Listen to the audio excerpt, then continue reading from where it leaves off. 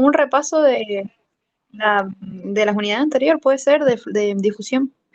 Bien, la parte de difusión. Y justamente lo que introduce ahora es la ley de Fick, que es lo que comenzamos a ver acá en el sistema respiratorio. Hoy vamos a hacer una introducción de este nuevo sistema que vamos a empezar a ver, una introducción analizando esto, el pasaje de gases, evolutivamente los sistemas respiratorios que han ido apareciendo, y solo la clasificación del sistema respiratorio humano en cuanto a parámetros, digamos, generales, porque la descripción de cada uno de los órganos la vamos a ver mañana, ¿sí? Pero bueno, como la ley de Fick está como un poco más complicada en la bibliografía o tiene una fórmula por ahí como más engorrosa, estaba bueno verlo en el videito para que ustedes se ambientaran con, digamos, un contenido que ya conocían, que era este gradiente de concentración que habíamos visto en difusión, para que les sea más ameno entenderlo, ¿sí? El pasaje que yo hago desde un tramo a otro. Nosotros llamamos respiración al intercambio de gases, ¿sí? Entonces, si yo hablo de una respiración, por ejemplo, de una bacteria aeróbica, el intercambio de gases se hace a través de la membrana, la única que tiene, porque es un organismo unicelular, y lo intercambia con el medio y listo. El tema es que a medida que han ido creciendo y evolucionando, todos los seres vivos van a necesitar otros sistemas más evolucionados, más complejos para llevar el oxígeno a cada una de las células para ese último nivel que es la respiración celular, que es lo que vimos en la unidad 4. Entonces, al fin y al cabo, en realidad, nosotros tenemos un sistema complejo para transportar este gas y en última instancia hacer lo mismo que hace a nivel de cada una de nuestras células una bacteria, que es el intercambio por difusión simple de esos justamente gases, para obtener el oxígeno que yo necesito en un metabolismo aeróbico y eliminar el dióxido de carbono, que es un desecho tóxico. Entonces, en organismos más evolucionados como nosotros, que ya tenemos un sistema más complejo como es el pulmón, tenemos, antes de llegar a la respiración celular, 3 niveles de respiración. Curtis habla de 3 niveles, yo en realidad pondría también como cuarto la respiración celular misma, porque es el fundamento de todo esto. Pero a ver, cuando llega intercambio de gases, el intercambio de gases que hace la misma célula para introducir a su mitocondria y poder llevar a cabo el proceso celular, alguien se lo tiene que acercar. Entonces, en un organismo complejo como nosotros, vamos a tener un mecanismo motor que lleve a cabo el proceso de ventilación pulmonar, que sería quien mete ese aire a todo el sistema pulmonar y quien saca el exceso con otra concentración de gases que sean tóxicos. Después el intercambio entre un gas y un fluido acuoso, que es la sangre. O sea, yo meto aire a través de un ecosistema terrestre como en el cual vivimos nosotros, entonces metemos aire y esos gases que necesitamos están disueltos en una mezcla de gases, pero lo pasamos a la sangre, que van a seguir siendo gases, pero disueltos en un medio acuoso, que es la sangre.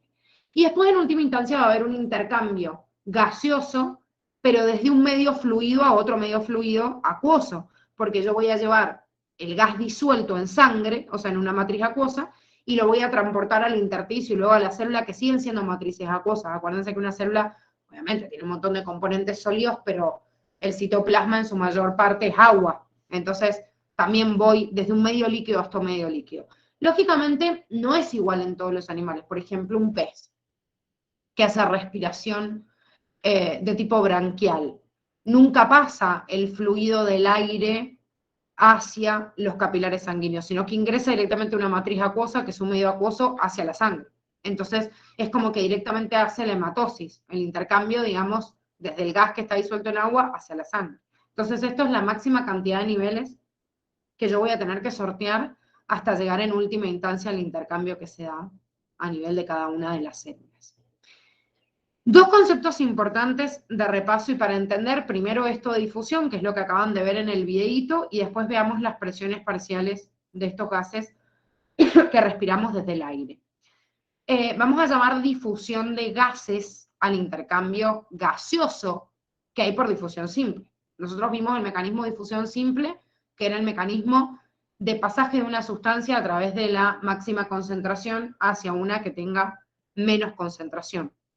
Cuando yo hablo de difusión de un gas, ese gas también viaja desde donde hay más concentración hacia donde hay menos, pero por ahí la diferencia al expresarlo es que la mayoría de las veces yo no utilizo la palabra concentración del gas, sino que es más fácil utilizar la unidad de medida de presión. No porque presión sea lo mismo que concentración, pero sí a medida que aumenta la presión en una presión total de gases, que es lo que vemos en el cuadrito siguiente, o sea, cuando veamos presión, si yo aumento la presión es porque aumentó la concentración. Entonces, son directamente proporcionales. No es que estoy diciendo lo mismo, pero sí que son directamente proporcionales. Entonces, esta ley de Fick, que estaba trabajada en el video, les hablaba de cómo va a variar la velocidad entre dos sitios cuando yo tengo un coeficiente de difusión propio de ese gas, porque el oxígeno no va a migrar a través de las membranas con la misma facilidad que lo hace el dióxido de carbono, o lo puede hacer no sé, el nitrógeno, el metano o quien sea, o sea, cualquier gas que esté ahí, porque no tiene el mismo coeficiente de difusión. Y no solo un gas, sino una partícula sólida también. O sea, también hay coeficiente de difusión del cloro, del potasio, lo que pasa que no es de difusión simple, sino de difusión facilitada porque pasan a través de un transportador, pero se puede sacar una constante de qué tan probable es o qué tan fácil es que pase una determinada sustancia a través de esta membrana, de esta bicapa de fosfolípidos. Voy a considerar en esta ley de Fick el área completa, que en el caso de la respiración es todo el árbol traqueobronquial que nosotros tenemos disponible para hacer este intercambio. Obviamente una persona, por ejemplo, que tiene una pulmonía, tiene, no sé, los pulmones, los bronquios, los bronquíolos y los alveolos llenos de moco. Y bueno, entonces su superficie de intercambio disminuye. Una persona que está enferma baja su tasa de intercambio y tiene disnea como falta de aire porque el área no es la misma.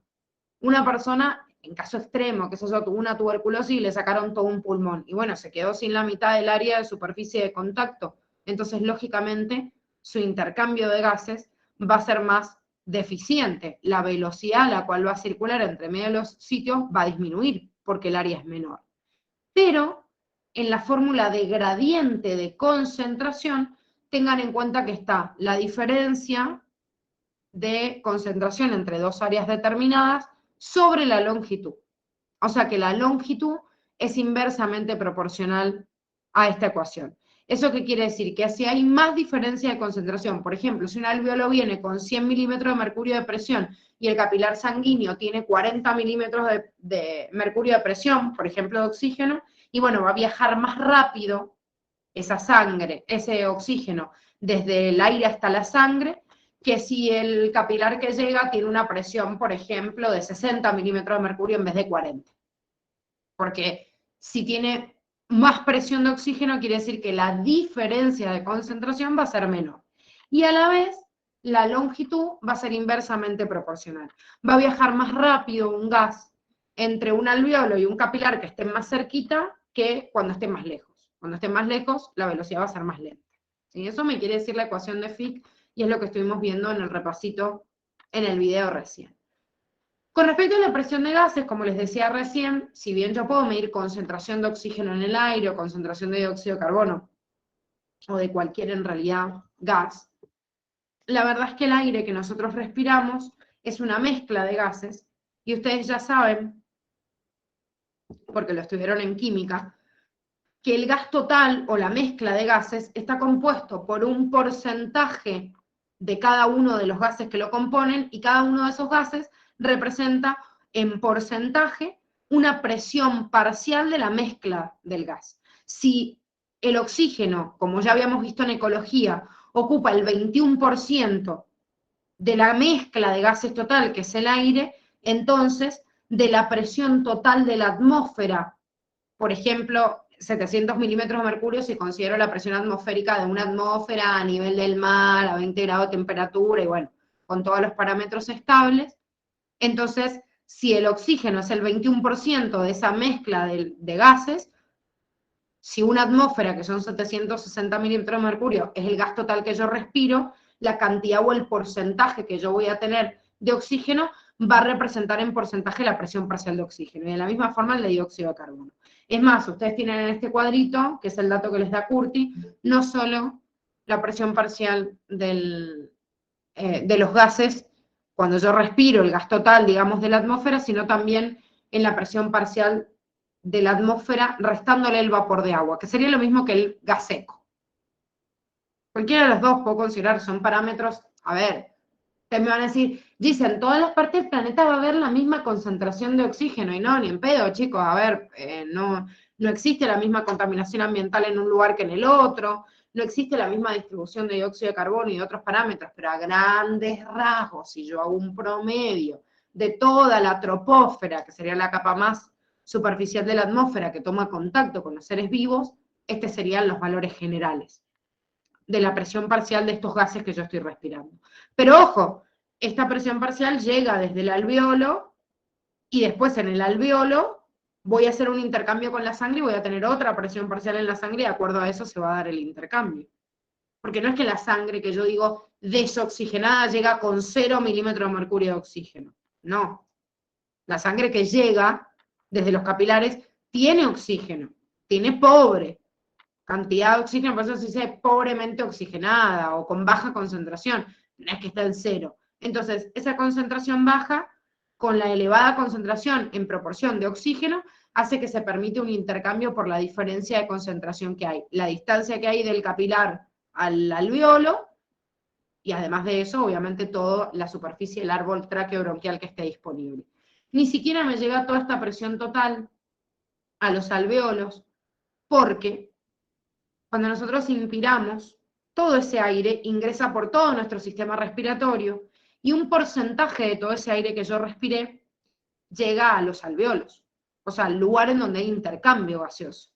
Hay toda una parte que es como el espacio muerto que se le llama, en donde no hay intercambio gaseoso.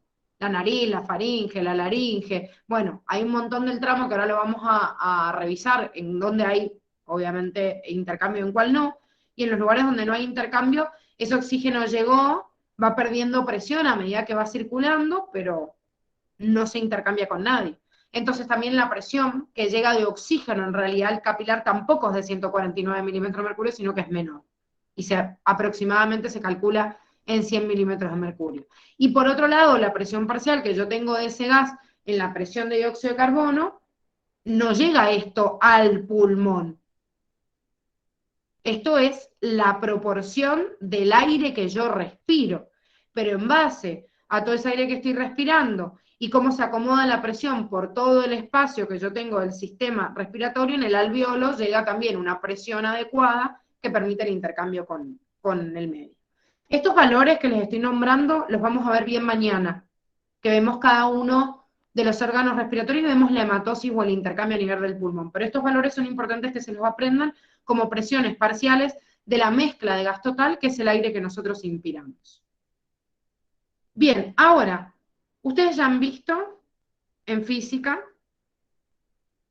que la presión, cuando varía, o sea, cuando varía la altura, perdón, varía la presión de una forma inversamente proporcional.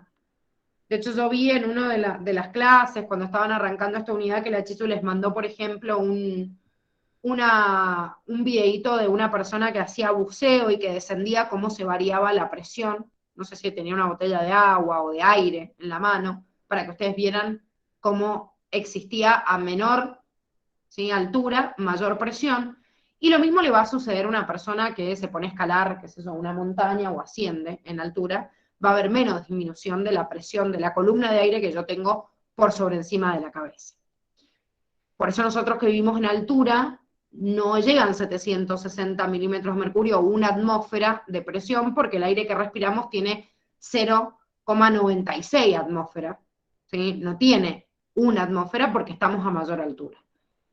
Nuestro sistema respiratorio está acostumbrado a respirar un aire en el lugar en el cual vivimos. Seguramente una persona, no sé, que nació en Buenos Aires a nivel del mar y viene a Mendoza, puede sentir como un pequeño, o sea, una falta de aire, en realidad como si nosotros nos vamos a escalar algún cerrito de acá de Potrerillos, porque tenemos una diferencia de presión, entonces a menor, o sea, mayor altura, menor presión, menor cantidad de oxígeno que estoy respirando. Pero si ya estoy ascendiendo mucho en altura y va a descender mucho esa columna de aire de presión total, la presión parcial de oxígeno también va a ser mucho menor, y eso va a generar lo que se llama una hipoxia, debido a la hipoxia ambiental. No es que a mí me falta o tengo una hipoxia que significa falta de oxígeno porque, no sé, tengo tapado algo. No, no, no, hay una hipoxia ambiental, hay menos oxígeno en el ambiente. Ojo, sigue siendo el 21%. El porcentaje no varía. Lo que varía, como estábamos viendo acá, es la presión parcial. O sea, el porcentaje de la mezcla de gases del oxígeno sigue siendo el 21%, pero si la atmósfera total no es de 760 milímetros de mercurio, no sé, es de 740, y bueno, la presión parcial de aire, de oxígeno que yo estoy inspirando, es menor. Entonces, al haber menos cantidad de oxígeno que ingresa al cuerpo, el cuerpo trata de responder para compensar con una hiperventilación, que sería un aumento de la frecuencia respiratoria, un aumento también del ritmo cardíaco o aumento de la frecuencia cardíaca o marcapasos cardíaco, una modificación también aumentando la afinidad de la hemoglobina por el oxígeno, que esto lo vamos a entender bien la semana que viene, que vamos a ver bien la hemoglobina y por qué varía la afinidad, así que lo dejamos como pendiente, y un aumento del número de los glóbulos rojos circulantes también, ¿por qué? Y porque mi organismo está diciendo, me falta oxígeno, y bueno, manda a la médula a producir más cantidad de glóbulos rojos que tienen más hemoglobina y que pueden asociar más la cantidad de oxígeno ambiental. Entonces, una persona que quiera ascender, por ejemplo, un cerro, una montaña, o cada vez quiera ascender más en altura, cada vez la hipoxia ambiental va a ser mayor y por ende tiene que aclimatar a su cuerpo a este cambio. No es que no lo pueda lograr, ni siquiera siendo un excelente deportista. O sea, no puede ser un excelente deportista y correrse todo y tener una memoria muscular terrible y una tasa metabólica adaptada a esto, pero aún si nunca ha hecho ejercicio en altura, también tiene que adaptar el cuerpo en altura. Son dos cosas distintas, ¿eh? Obviamente, una persona que tiene mejor estado físico seguro que se la va a bancar mejor, pero digo, no es que tiene garantía de ascender, pues son dos cosas distintas. Una cosa es que yo tenga una hipoxia por el trabajo y que se fatigue el músculo y al fatigar al músculo detenga el entrenamiento, que eso se va ganando una adaptación de la tasa metabólica mientras más ejercicio hago, y otra cosa es adaptar mis pulmones a que estén metiendo menos oxígeno, todo mi cuerpo tenga menos cantidad de oxígeno y la tasa metabólica tenga que redirigirlo hacia los órganos fundamentales y adaptando lentamente esa tasa metabólica. Pero lo mismo le va a pasar a una persona que quiera hacer un descenso en altura porque hay un aumento de la presión. Pero ¿cuál es la diferencia? Ustedes fíjense, yo asciendo en altura y disminuye la presión, entonces me quedo sin oxígeno. Claro, acá debería ser lo contrario y no debería ser un problema, porque yo desciendo en altura, tengo una presión más elevada y digo, ah, bueno, me llega más oxígeno, genial, puedo respirar. Claro, pero es que estar debajo del nivel del mar para nosotros es incompatible con la vida, o sea, no puedo respirar agua. Entonces, de repente, las personas que descienden en altura sobre el nivel del mar es porque hacen buceo. Y cuando yo hago buceo, estoy descendiendo en el agua y es incompatible con nuestro sistema respiratorio. Entonces me pongo una máscara de oxígeno y no es problema la presión de oxígeno que yo respiro, porque está yendo de forma artificial. Pero sí es un problema que tengo una columna ahora no solo de aire, de la presión atmosférica, sino toda la columna de aire, de agua, que encima tiene una densidad mayor, sobre mi cuerpo. Entonces ya acá el problema no es respiratorio. O sea, no es que la persona que hace buceo va a tener un problema por el exceso de la presión, no, porque es artificial. Yo me meto una máquina y bombeo el oxígeno que quiero. El problema no es eso. El problema es la presión que está aplastando a todos mis órganos, y a la sangre incluso también, que está siendo sometido a esa presión por estar debajo de una columna de aire y de agua elevada. Entonces, por un lado, hay algunos órganos que son más sensibles, deben haber visto, vieron cuando descienden en la pileta, que van hasta el fondo y sienten hasta que les duelen los oídos, o sea, del aumento de la presión de algunos espacios que están acostumbrados a un espacio, o sea, a una presión distinta. Pero de forma más brusca, si yo desciendo mucho más que una pileta que tiene por ahí 3 o 5 metros, nada más, todos mis órganos están siendo aplastados y la sangre también, y el problema de este descenso, y sobre todo si hago descensos y ascensos muy rápidos, que es más peligroso aún, es que este aumento de presión en mi sangre hace burbujear algunos gases, de los cuales el principal es el nitrógeno, y uno dice, ¿qué tiene que ver el nitrógeno? No se olviden, chicos, que el 78% del gas que nosotros respiramos es nitrógeno. Claro, el tema es que no nos sirve para nada. Nosotros no ingresamos ese nitrógeno directamente a las células. El nitrógeno siempre hace un intercambio y una hematosis en los alveolos, y como hay 78% de nitrógeno en el aire, metemos y sacamos, y nuestra sangre también tiene nitrógeno, pero ese nitrógeno no se intercambia después con las células, sigue haciendo este proceso, digamos, con los alveolos. Pero ¿cuál es el problema de este nitrógeno? Que si yo desciendo muy rápido, burbujea en la sangre, y cuando burbujea en la sangre, puede producir una embolia. ¿Por qué puede producir una embolia? Porque esa burbuja puede bloquear o obstruir un vaso sanguíneo, y esa embolia me puede llevar, qué sé yo, a un ACV, a un infarto de miocardio, un infarto de la retina, no sé, un infarto de cualquier parte del cuerpo que no le esté llegando bien la sangre porque se quedó una burbuja en el capilar y me imposibilita que haya paso de sangre e intercambio gaseoso. ¿Sí? Entonces, eso es lo más peligroso del aumento de la presión, pero no es que aumente la presión parcial de los gases, sino que aumenta toda la presión en nosotros, porque el oxígeno lo estoy metiendo de forma artificial. ¿Se entiende?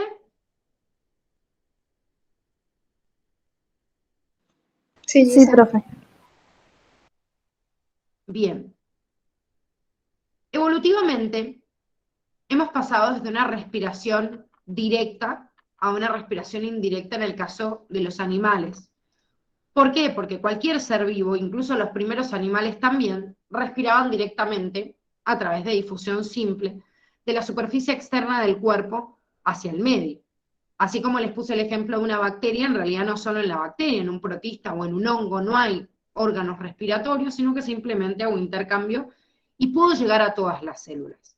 Los animales menos evolucionados, de hecho, una esponja o los nidarios, como la hidra que tienen acá, que es un pólipo, pero una medusa hace lo mismo, incluso un platelminto hace lo mismo, un nemato hace lo mismo, el tamaño que tienen alcanza para que la superficie externa del cuerpo haga la hematosis directa con el medio, acuoso o terrestre, los desechos viajen también a favor de su gradiente de concentración y listo. Y llego a cada una de las células. Entonces, por eso es respiración directa. No es que directamente todas las células tengan contacto con el medio, pero sí que no hay nadie que medie el pasaje, sino que ese oxígeno va pasando de célula a célula hasta que se distribuye en todas las células y no tengo ningún tipo de mecanismo específico para llegar a cada célula del cuerpo. Sin embargo, a medida que los animales fueron creciendo, debieron ajustar esta respiración directa a un tipo de mecanismo indirecto. Ese mecanismo indirecto pasó de la piel, y uno dice, ah, bueno, pero la piel también es el contacto externo. Claro, sí, pero entiendo que en esta piel hay una circulación, un intercambio con el medio, pero después alguien lo lleva a los órganos más internos porque no llega desde la piel, como el caso de los anelios o lombrices de tierra, en la cual ya hay un circuito circulatorio cerrado. Entonces, claro, la piel está ricamente vascularizada para que pueda pasar este intercambio, vaya a los vasos sanguíneos y en los vasos sanguíneos llegue a todos los órganos del cuerpo. Desde esta piel pasa a tubos que van a llegar hasta espacios en los cuales se va a intercambiar también, en este caso no es con la sangre, sino con la hemolinfa, como pasa en los artrópodos, que ahora vamos a ver el sistema bien detallado, o las branquias a nivel acuático y los pulmones a nivel aéreo, como órganos ya más complejos de respiración indirecta. Entonces, esta ha sido la evolución en el sistema de respiración para poder garantizar la llegada correcta de oxígeno y retirar el dióxido de carbono de cada uno de los órganos. Veamos entonces las características de cada uno de estos órganos respiratorios. En el caso de la piel, como estábamos viendo los anélidos, y en realidad otros gusanos derivados dentro de estos, del grupo de los anélidos, ojo. No en el caso de los platelmintos y los nematodos, porque siguen haciendo respiración directa y no tienen un sistema ni circulatorio ni un sistema respiratorio, salvo una cavidad gastrovascular como hemos visto. Pero ¿qué pasa ya en el anélido?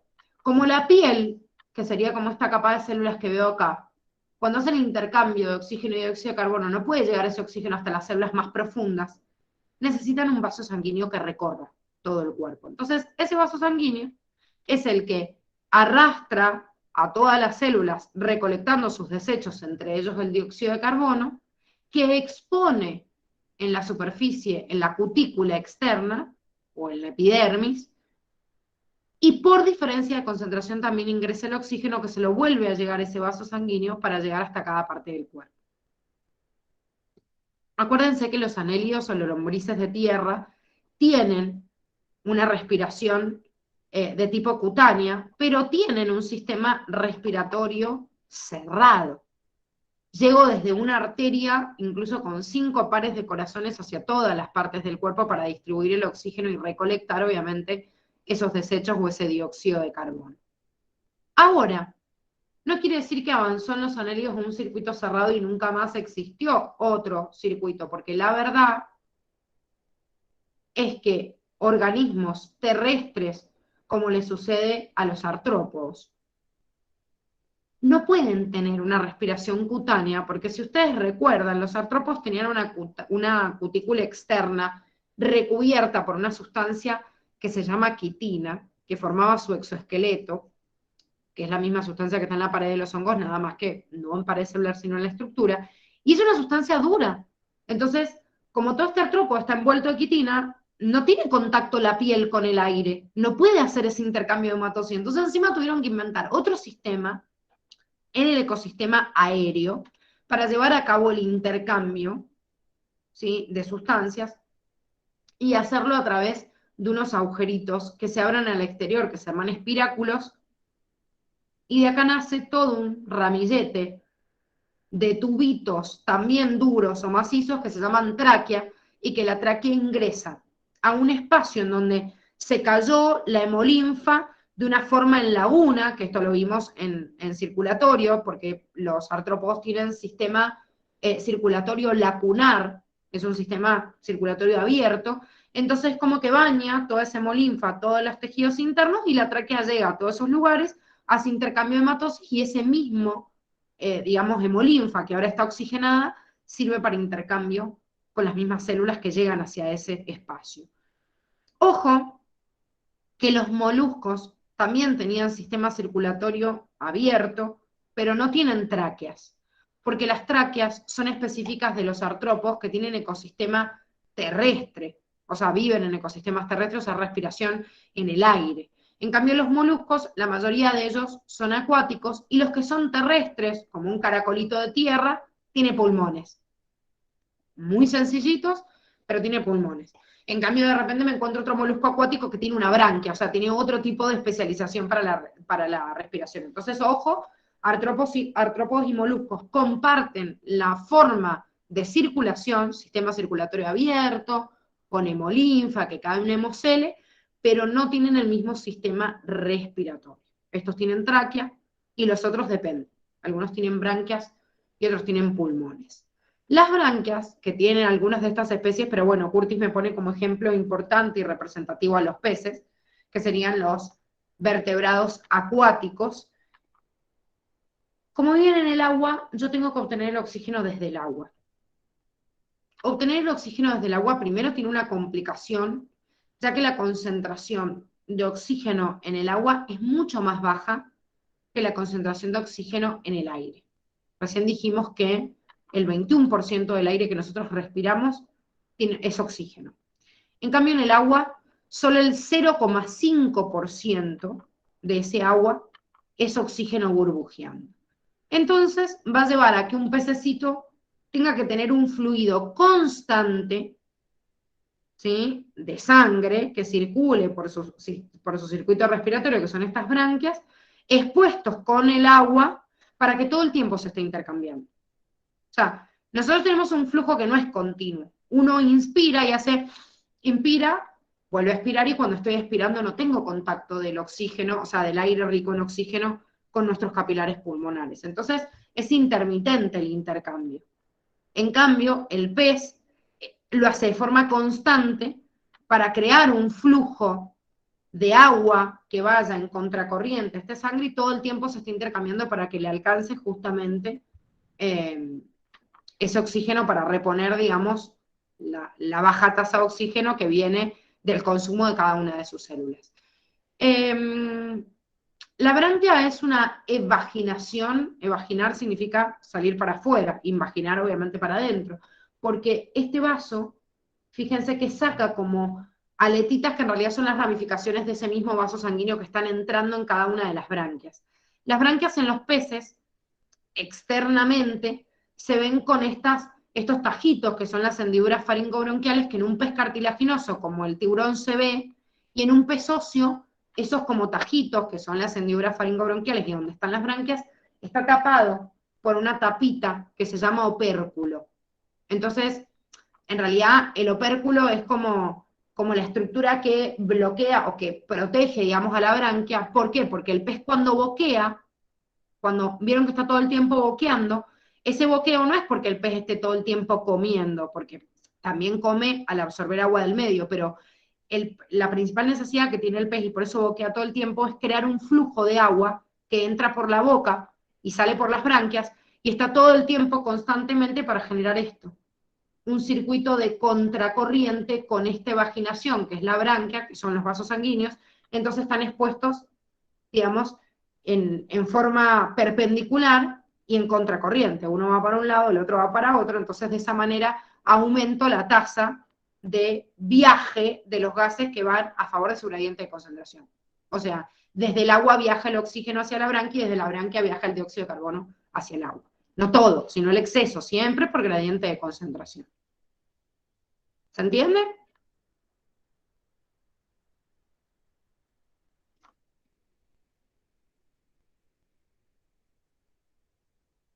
Sí, Bueno, ¿qué no se entiende, Belú, de la branquia?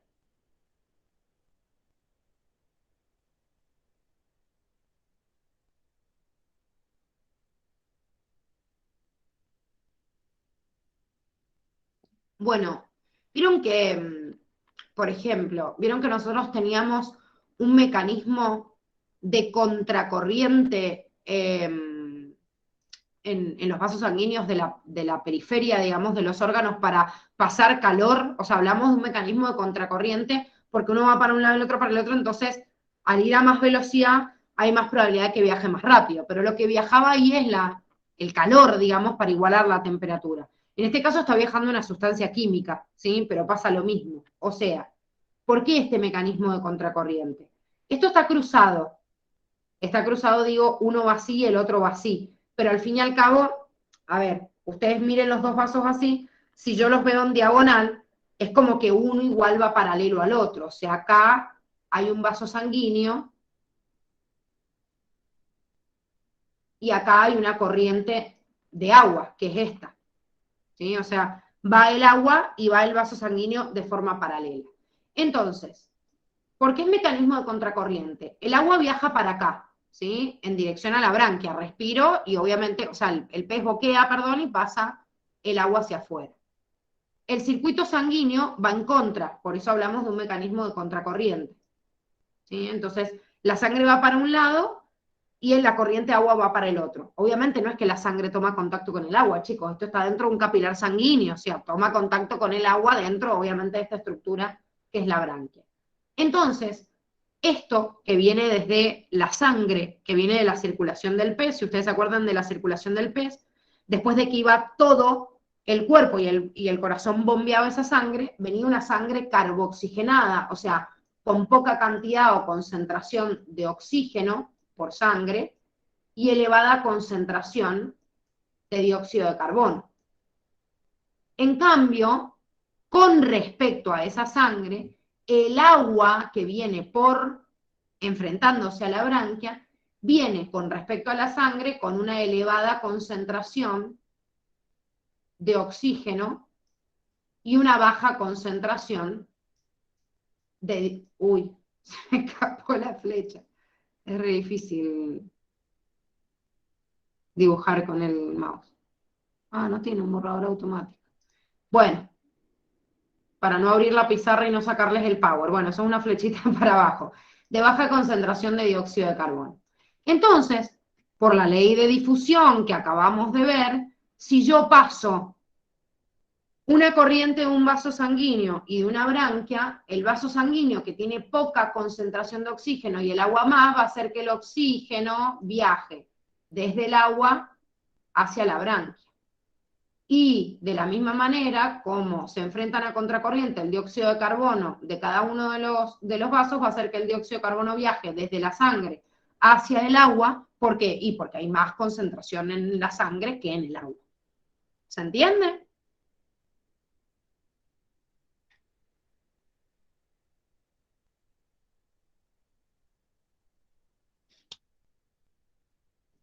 Belu, ¿se entiende o no? Y para los demás también, pero digo porque habías preguntado la...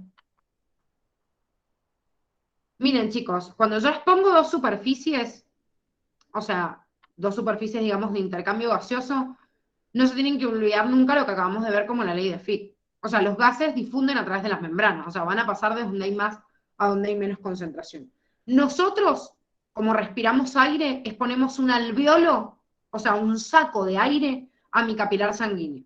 Y el pasaje de gases va desde el aire hacia la sangre, desde la sangre al aire. Pero en la branquia, esto no hay un saco de aire porque vive en el agua el pez. Entonces, no hay un saco de aire, es una corriente de agua y el pasaje de gases siempre va a favor de su gradiente de concentración, desde donde hay más a donde hay menos.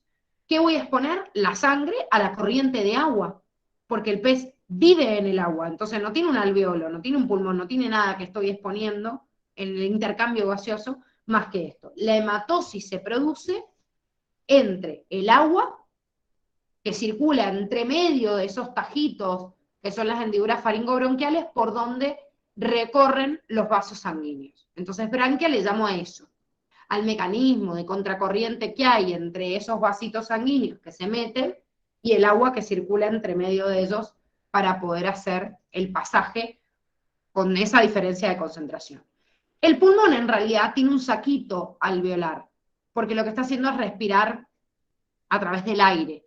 ¿Quiénes tienen pulmones? Y algunos invertebrados, como les dije recién, que sean terrestres, como un caracol de tierra, los peces pulmonados, que por eso se los llama así, y son el origen de los tetrápodos, los anfibios en su estado adulto, ojo, porque el anfibio tiene respiración cutánea, o sea, a través de la piel, respiración pulmonar en el adulto, y la larva tiene branquias, porque la larva de un anfibio es como acuática, o sea, no toma contacto. No sé si han visto alguna vez un renacuajo, que sería como el estadio larvario de una rana, y no tiene un pedo que ver con una rana, porque es como un espermatozoide grande y no tiene nada que ver con la forma del sapito, pero bueno, los anfibios tienen ese estado larvario que es acuático, entonces obviamente tienen branquias, y después esas branquias se transforma esta evaginación en una invaginación, que es como se le llama a un pulmón.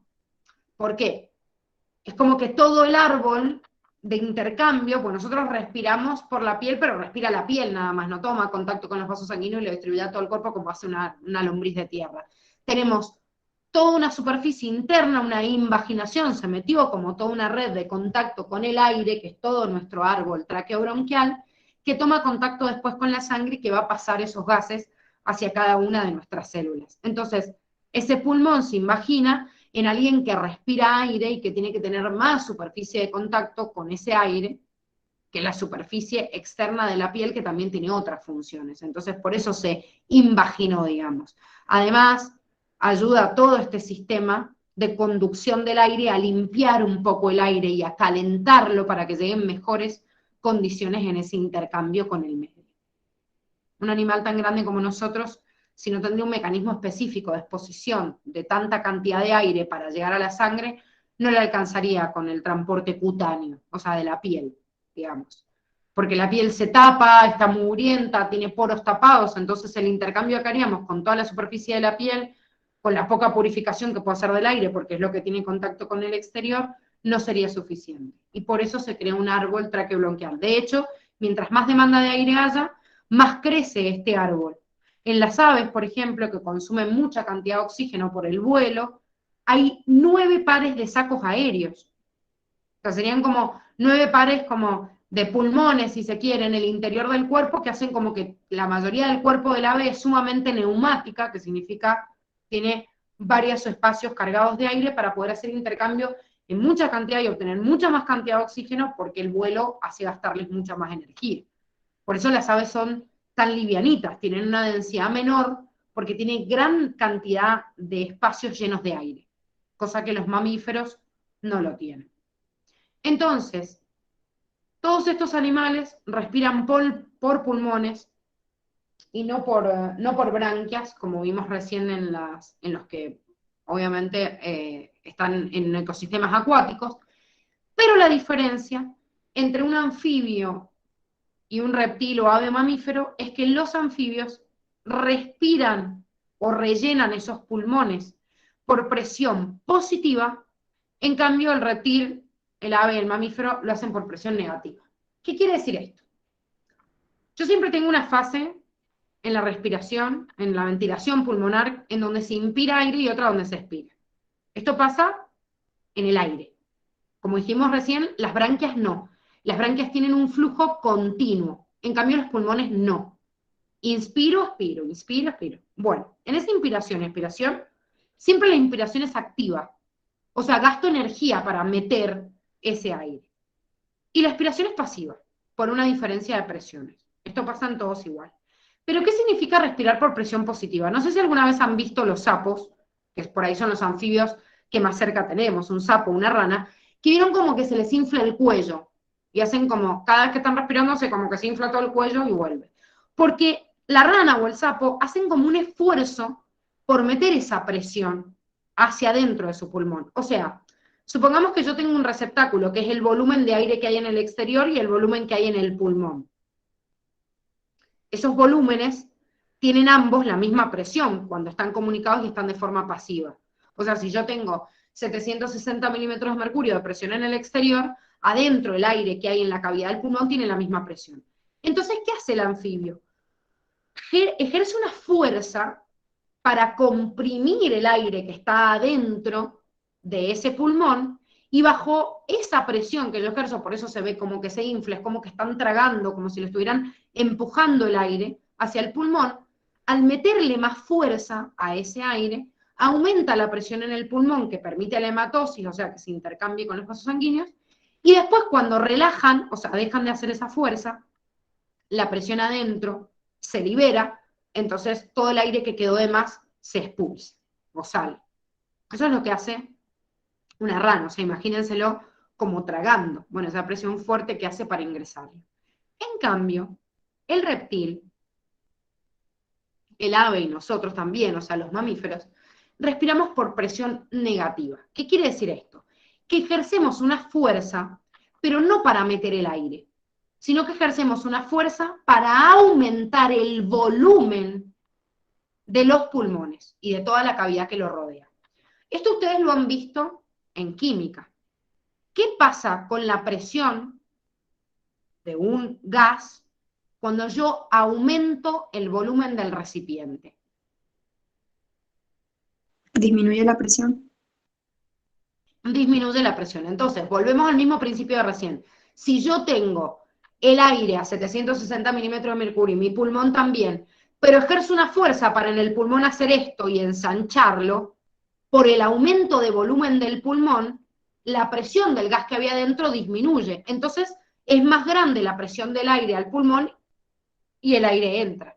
Es como si fuera chupado o succionado desde adentro, pero no porque yo hice una fuerza como la rana para meter a empujones el aire al pulmón, sino porque hice una fuerza, gasté energía, para que mi diafragma, mis músculos intercostales y algunos accesorios también, me ensancharan la cavidad torácica y el pulmón. Entonces, al ensancharlo, aumento el volumen, disminuyo la presión y por ende el aire entra. Cuando yo relajo mis músculos, el diafragma y los otros músculos, los relajo, el volumen vuelve a su estado normal y al volver la cavidad del pulmón a su estado normal, como tenía más aire adentro, la presión ahora de adentro del pulmón va a ser más grande que la de afuera y por eso se empuja. Por eso la expiración o la salida de aire es pasiva. No me gasta energía como la inspiración. La mecánica respiratoria, chicos, del pulmón humano y específicamente la vamos a ver mañana, no se preocupen. O sea, hay un apartado de mecánica respiratoria. Lo que yo quiero que sepan ahora acá o que entiendan es la diferencia entre presión positiva y negativa, porque es la diferencia evolutiva entre un anfibio y un reptil, un ave y un mamífero. Específicamente el mecanismo de cómo ingresa en la inspiración y cómo egresa se llama mecánica respiratoria y es el segundo tema que vemos mañana después de describir cada uno de los órganos que forman el sistema respiratorio humano. Pero antes de ver eso mañana, vamos a hacer una breve presentación de esos órganos, hablando de la estructura en general del sistema respiratorio humano y algunos datos que tienen que conocer. Primero, ¿qué datos tengo que conocer importante? ¿Cuál es la frecuencia respiratoria normal de un organismo de 70 kilogramos, en estado, o sea, de reposo, normal, sin ninguna patología? Nosotros respiramos aproximadamente 12 a 15 veces por minuto. Un ciclo respiratorio es inspirar, expirar. Cuando yo inspiro y expiro es un ciclo. Yo repito de 12 a 15 veces un ciclo por minuto. Así como nuestro corazón late de 70 a 75 veces por minuto, respiramos de una forma normal. Nuestro diafragma tiene una inervación del sistema nervioso autónomo, pero también tiene una inervación del sistema nervioso somático, y eso hace que nosotros podamos controlar la respiración. Por eso nos metemos bajo una pileta, no sé, y contenemos el aire, y quizás durante minutos no hago ni una inspiración, no de 12 a 15, sino me ahogaría debajo del agua. Entonces, puedo controlarlo, pero siempre hasta un determinado margen. Llega un momento en donde ya es involuntario. Por eso no me tengo que acordar de respirar. Puedo manejar la respiración hasta cierto punto, pero no me tengo que acordar de respirar, y por eso respiramos dormidos, y por eso si una persona trataría de ahorcarse con sus propias manos, va a llegar un momento en donde el mismo cuerpo le va a expulsar la fuerza que está haciendo las manos para no ahogarse. Es una persona que se quiere suicidar ahogándose, se tiene que colgar, pero no lo puede hacer con sus propias manos. O sea, es voluntaria la respiración, pero la parte involuntaria no la puedo controlar. Cada vez que inspiramos y expiramos de forma normal, como un volumen que se le llama volumen corriente, metemos, y obviamente sacamos, porque todo lo que entra después sale, aproximadamente medio litro de aire por inspiración o expiración, porque si meto medio litro, después lo saco, o sea, sigue constante igual el volumen dentro del pulmón, obviamente. Si yo meto medio litro por cada inspiración o expiración y respiro de 12 a 15 veces por minuto, eso me saca un caudal.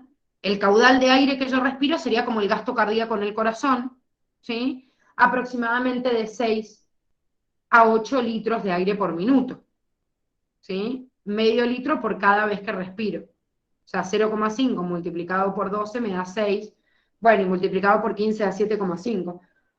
Les han puesto más o menos de promedio de 6 a 8 litros de aire por minuto.